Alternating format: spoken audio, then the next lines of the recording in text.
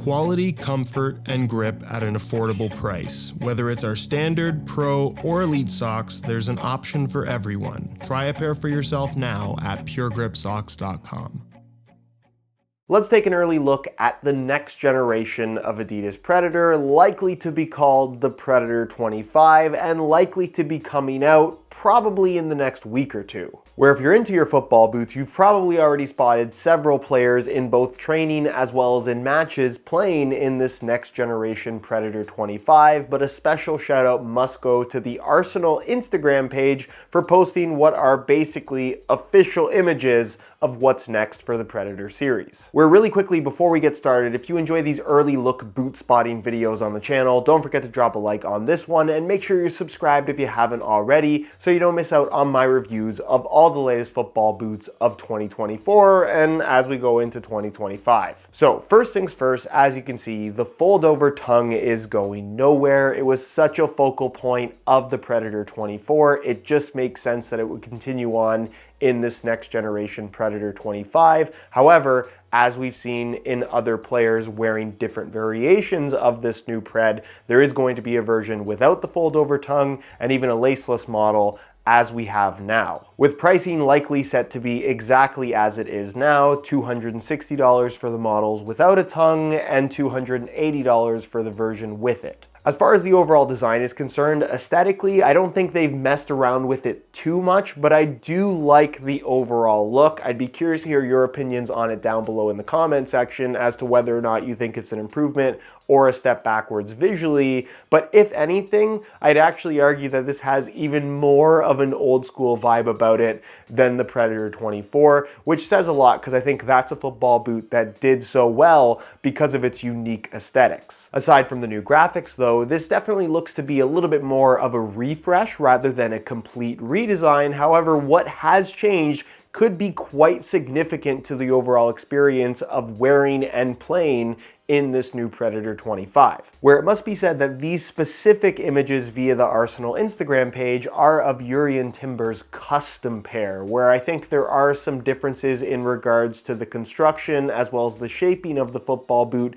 that might be slightly different from what the retail variation ends up being. Most notably, this pair is likely formed around a custom last for Jurrien Timber, and from what I can tell specifically in the heel area, it looks like the cut is slightly different at the very back, and they've actually added some extra padding to the heel liner, which is a very common modification you'll find in a lot of pro issue football boots. However, I would love to see this change made on the retail variations, because if there was any area for improvement on the Predator 24, I think a little bit of a softer feel to the heel would definitely be nice to see. But until we get an official release and images of stock pairs, we don't really know if those changes are actually real. As far as the upper is concerned, despite so many of us screaming for a general release kangaroo leather or even just natural leather upper variation of a modern Predator, it would appear that this next generation Predator 25 remains as synthetic hybrid touch. Whether it's a different formulation of the material, a little bit thicker, a little bit thinner, softer, stiffer, it's really difficult to say based on images, but if I were to venture a guess, I'd expect this to feel pretty similar to what we have now, which isn't necessarily a bad thing. With perhaps the biggest change coming from the previous generation being the reworked rubber strike skin elements, which on the current pair have a little bit of like a Predator Precision / Predator Mania design inspiration to them. On this new pair, you'll notice there's a lot less rubber and the fins themselves are much thinner and kind of swoop across the top of the foot, which reminds me a little bit of the Adidas Predator Pulse, which in my opinion is one of the most underrated Predator models of all time, where obviously the design isn't exactly the same, but I think you get the idea.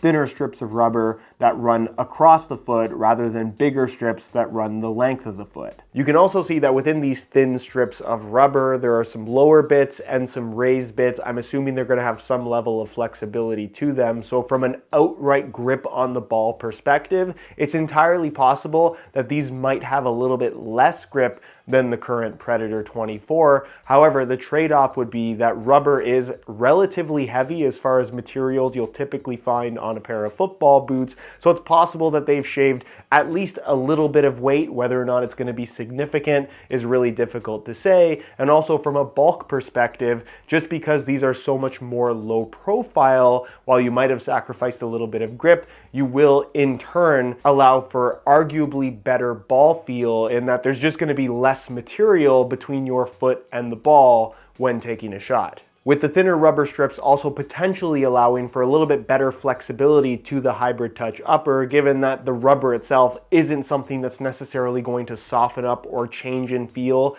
as you wear them in. So if they're kind of further apart from each other, it's going to restrict the upper potentially a little bit less. But then there's also the trade-off of them being so thin and glued to the surface that durability, should you get stepped on, could also potentially be a concern. But again, this is all speculation. We're purely going off of images at this point, but I would be curious to hear your thoughts on these changes. You can also see that they have maintained grips on the surface of the fold over tongue, and the tongue itself is also a slightly different shape, maybe a little bit longer this time around, and still of course held down by that signature and classic elastic strap. Like we talked about earlier, at the back, it's still a low-cut boot. I don't think that's changing with the Predator series anytime soon. Whether or not the construction is going to be exactly like the pair in these pictures remains to be seen. I hope so. I think this looks really good, but I do personally think it's going to be almost a copy-paste of what we currently have from the Predator 24. You also notice that there is an external heel counter, and of course, this particular pair is a soft ground pair. However, just like we've seen from Adidas in the past, typically whenever they introduce new sole plate and stud pattern tooling, it goes for 2 life cycles. And given that the Predator 24 sole plate was new for the Predator 24, I'm expecting a full carryover with potentially some new graphics on this next generation Predator 25, so likely no changes there either. But there you have it, an early look at the next generation of Adidas Predator. Let me know your thoughts on them down below in the comment section. Of course, I'll be reviewing them myself on the channel, including all of the takedown models where I definitely think there is some room for improvement over what they currently have on offer. So make sure you're subscribed so you don't miss out on those reviews when they drop. Thank you so much for watching, and we'll see you in the next one.